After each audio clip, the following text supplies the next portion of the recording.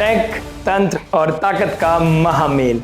राहु का स्वराशि होना, और हम सब जानते हैं राहु जहां खड़े हो जाते हैं वहां सब रूल बदल जाते हैं। और हम ये भी जानते हैं कि राहु माया है, इल्यूजन है, ऑब्सेशन है, डिजायर है, फैसिनेशन है, ट्रिक्स है, शॉर्टकट्स हैं। और इस चीज को भली भांति यूज करना जानते हैं राहु, यानी कि छाया ग्रह। आप सभी ने समुद्र मंथन की कहानी तो अवश्य सुनी होगी, यानी कि वही स्वर भानु जिन्होंने ट्रिक का, माया का इस्तेमाल करके चेष्टा की थी अमृत पीने की, और नारायण भगवान ने अपने सुदर्शन चक्र से उनका गला काट दिया था, यानी कि एक शरीर के दो हिस्से, और वही बने थे छाया ग्रह राहु और केतु।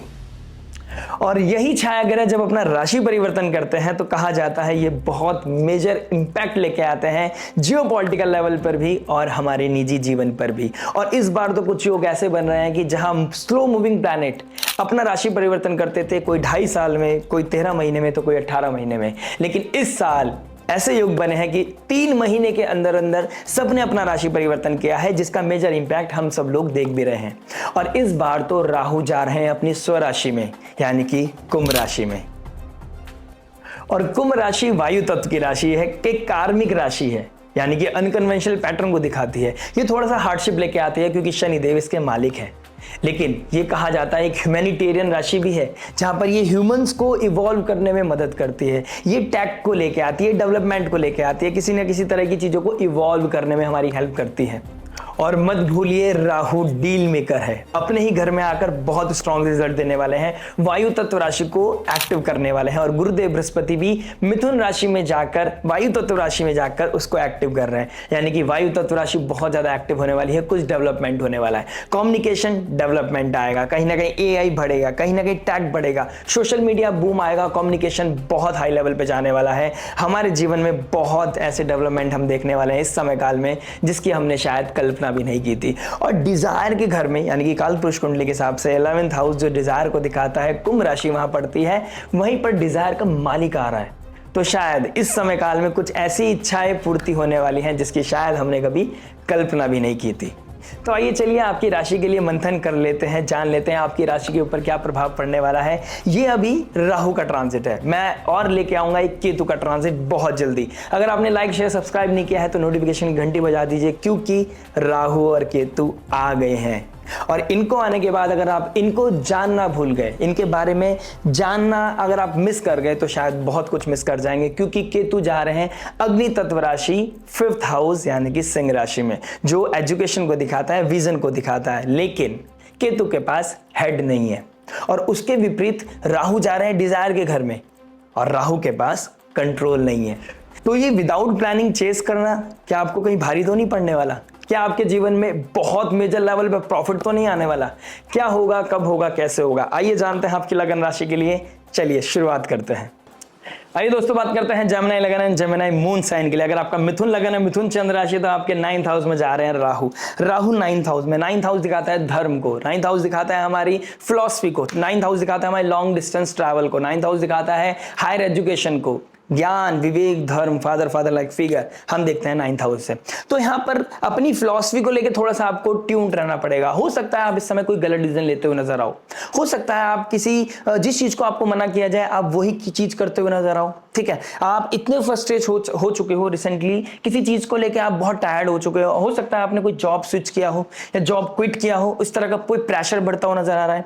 इस समय काल में एक चीज बहुत अच्छी है कि आप किसी गुरु को ढूंढते हुए एक सीकर बनोगे, आप किसी को फिलॉसफी को ढूंढ रहे होंगे, किसी गुरु को ढूंढ रहे होंगे, किसी सब्जेक्ट मैटर एक्सपर्ट को आप ढूंढते हुए नजर आएंगे, जिससे कि आपको चीजें क्लियर हो जाएं, क्योंकि आप अपनों पे भरोसा नहीं करने वाले हैं। अभी आपको अपनों पे भरोसा नहीं रहेगा, फादर लाइक फिगर पे भरोसा नहीं रहेगा, उनके साथ कोई डिस्प्यूट होता हुआ नजर आ रहा है, किसी तरह की आपके अंडरस्टैंडिंग को लेकर थोड़ा सा ट्रबल आता हुआ नजर आ रहा है।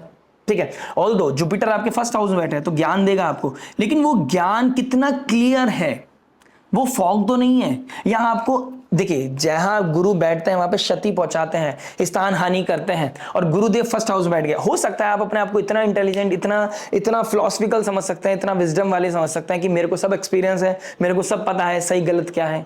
तो आप उस समय काल में अगर आपको कोई एडवाइस दे रहा है, कोई एक अच्छी एडवाइस को आप इग्नोर कर सकते हैं, आप गलती कर सकते हैं, क्योंकि राहु के ट्राइन में जुपिटर बैठा है।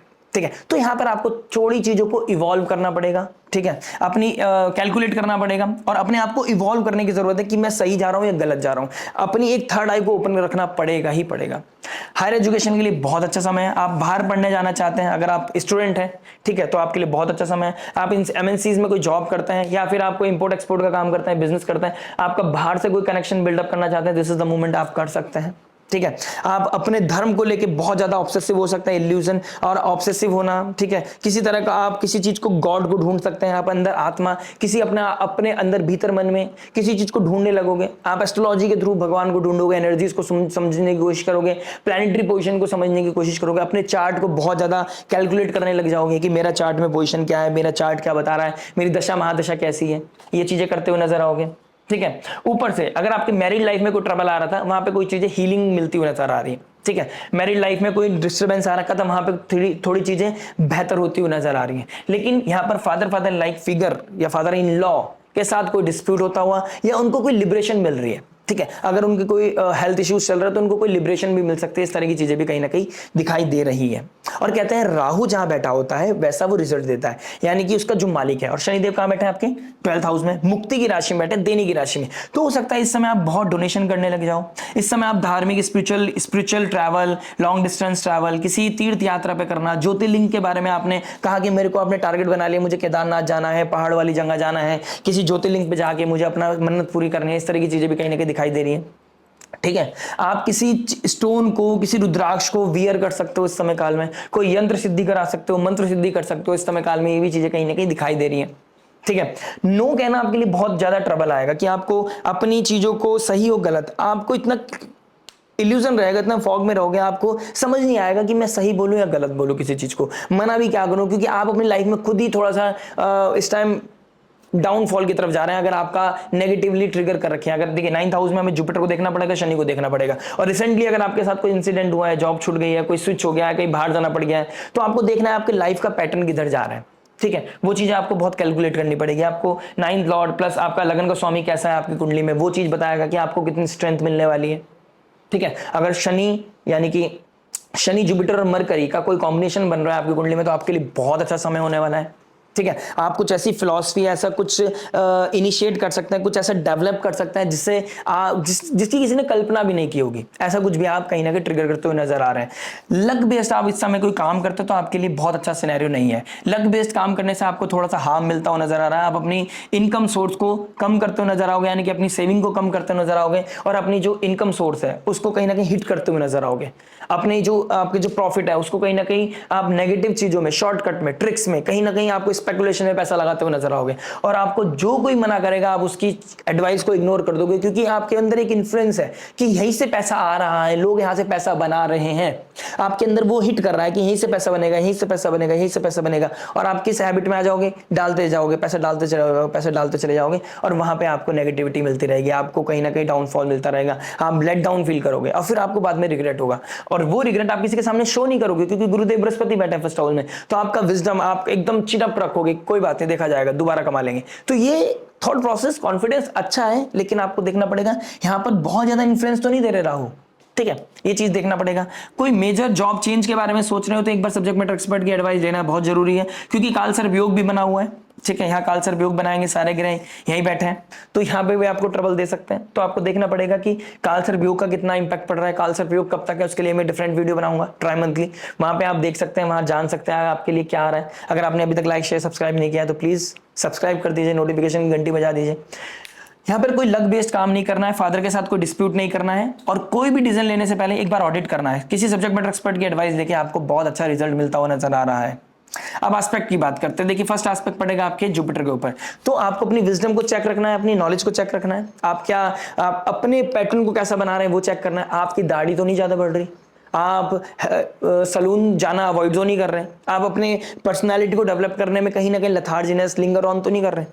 ऐसा नहीं करना है। अपने आप को अच्छा शेप में रखना है, अच्छे कपड़े पहनने हैं, साफ सुथरा रखना है, किसी तरह के एडिक्शन की तरफ नहीं जाना है। हो सकता है आप इतने ज्यादा डिप्रेस फील करें थोड़ा थोड़ा, कभी पैसों के नुकसान की वजह से। देखिए आपका डिप्रेशन का क्या कारण बनेगा, सिर्फ पैसा या फिर कोई भगवान नहीं मिल रहे, कोई आपको आंसर नहीं मिल रहे, इस दो चीजों में। और इन चीजों का सोल्यूशन है, ऐसा नहीं कि अभी आप टेंशन लोगे तो अभी आपको आंसर चाहिए। हर जरूरी नहीं कि जब आप चाहें जब भी आपको आंसर मिल जाए। हर सवाल का जवाब जब भी नहीं मिलता जब आप चाहते हैं, वो समय से मिलेगा। और आपको थोड़ा सा कैलकुलेट करना है अपने आप को कि किसी भी चीज को लेकर ऑब्सेसिव नहीं होना है, अपनी पर्सनैलिटी को बहुत मेंटेन रखना है, ठीक है। आप किससे क्या बात कर रहे हो उस चीज को बहुत ज्यादा कैलकुलेट करके रखना है, ठीक है।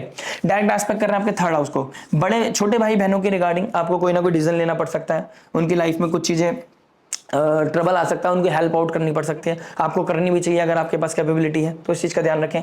आपकी कहीं ना कहीं कोई इनिशिएट करने के बारे में सोच रहे हैं तो वही देखिए, कोई भी इनिशिएट करना, कोई डेवलप करना, कोई आइडिया पे काम करना, आपको ये चीज़ देखनी पड़ेगी कि वो ऑडिट कर लो, उसके प्रॉज एंड कॉन्स क्या है, वो चीज़ आपको देखनी है, ठीक है। 9th एस्पेक्ट पड़ रहा है आपके 5th हाउस पे। देखिए आप चाइल्ड रिलेटेड कोई इशू आ रहे थे, कंसीव करना चाहते थे, हो सकता है इस समय काल में आप कंसीव कर जाएं क्योंकि जुपिटर का भी 5th एस्पेक्ट पड़ रहा है, ठीक है।